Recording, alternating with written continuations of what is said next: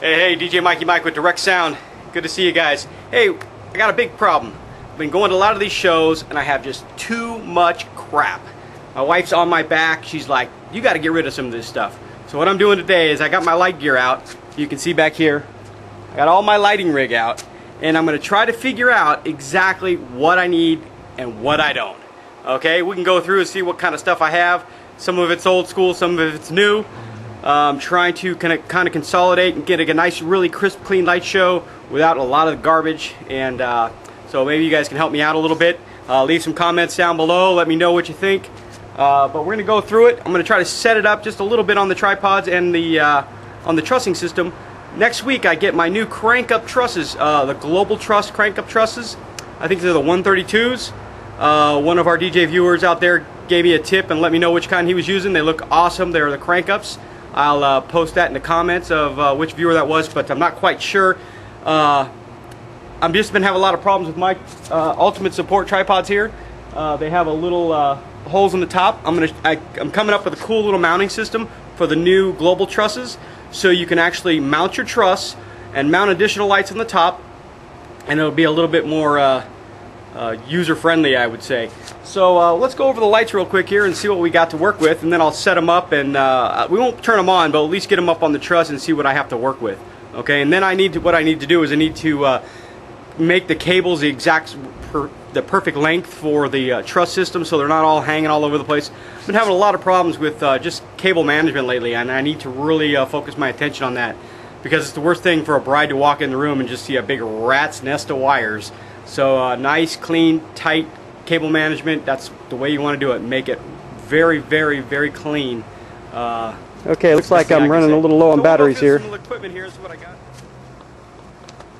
Well, we got the Chevet color strips, 4 of those in a case. I'm still working on the case, haven't finished those up yet. We got the big Martin fogger.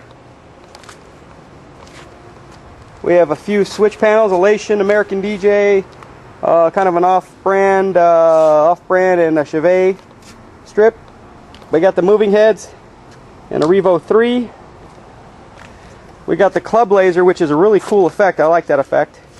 An old school moonflower. I really like that effect too. There's the club laser. We got a couple of the tripods that I'm using for the truss system and the moving heads, and some tripod cases. The Martin Junior fogger. And we're back online. I ran out of battery there, so I had to plug in the cord. So we'll go back to this. We got some pen fabrication, 2-inch trussing. We got a 10-foot strip here and a 10-foot strip there. So we got 20 foot of trussing. We got the small bubble machine. We got the cool SKB cases, kind of the suitcase style, soft cases that hold my Chevet Par 56 LEDs. We have another SB case.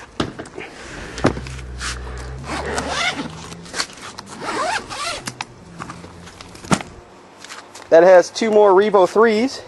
Nice, cool little case for these things. I really like it. Has the wheels on the bottom, handles fold out. Nice and cool, keeps them protected. We got a couple 500 watt halogen punch lights. We got the DMX star balls.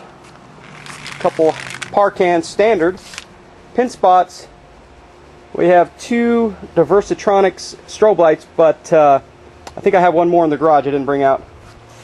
I think 2 is enough though, those are pretty powerful. And we got the Martin moving head, the American DJ AccuSpot 2, and I just painted the covers black so it makes them look a little cleaner, and then the Revo 3 inside. So that's pretty much all the lights here around the area. Kind of take a quick pan.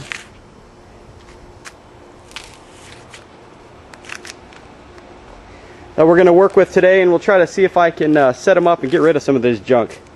Alright, so stand by, and hopefully my battery will cooperate.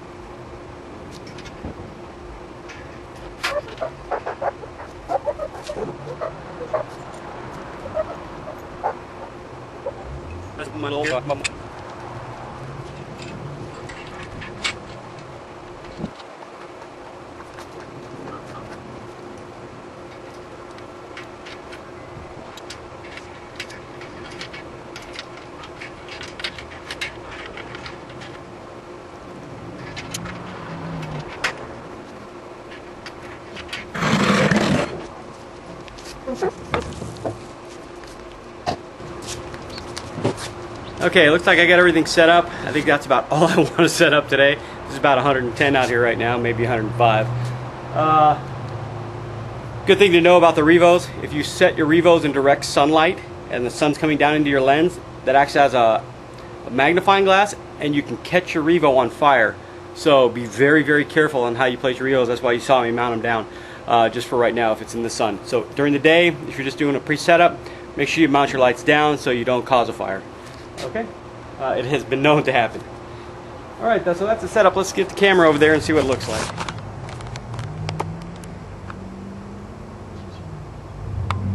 Okay, we got the star ball, the punch light, and the strobe light, along with one Revo 3. I think I'm going to mount the Revo 3 right between the star ball and that punch light on the truss bar, and then the same on the other side.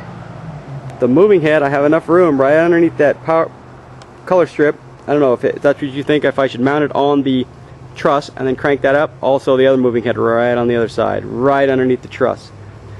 We got the I don't like the way the laser's set that low.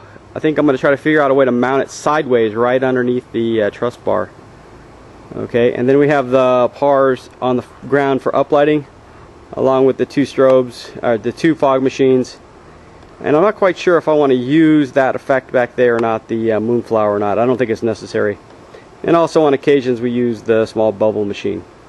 So what we have left over basically are some standard PARs, a couple pin spots, another fog machine, a small mirror ball, which I could probably use for like a disco night, small lighting control box, which I probably won't need to use, old school black light. And then we have all our cases and things like that over the side. Okay, so we'll probably need one or two of these switch panels here to control. I don't know if you can see it, but I have an old school trip light siren right there in the back.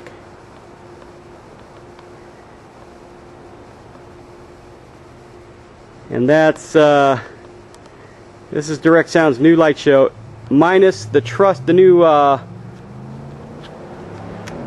global truss crank up stands, which is going to get that thing 13 feet in the air. So that's going to be incredible. So I can't wait for that. Right now I have a hard time just pushing up the truss along by myself. So the crank up truss is going to be really good, along with those moving heads, which weigh probably about 50 pounds a piece. I also can mount some rams of speakers, the high-end speakers, on top of that, hanging from the truss bar also. So that would get my speakers up off of the subwoofers, and I can spread them out a little bit further, so I'd have front dance floor fill and then wide fill also. So that's something to think about. So leave me some comments on the bottom. Let me know what you think. Hey, this is DJ Mikey Mike. Hey, leave me some comments on the bottom. Let me know what you think. It's really hot out here today. It's like I said, it's about 105. I live in the high desert of California, so it's dang hot up here. I'm going to work on some cable management now and see how I can loom some cables. Also, in some weddings, I might not be able to use both extensions for the truss, so I have to figure out a configuration to where I can just use one side 10-foot strip. You've seen in some of my other videos where I have just a small black tube that I've been hanging my color strips on. Don't like that look just because of the fact that I have a lot of cable issues. But this is something to think about. Like I said, leave me some comments. Let me know what you think. Maybe you can have some ideas on how I can loom some wires or remote wires or whatever you think of. Just let me know. Any kind of comments would help.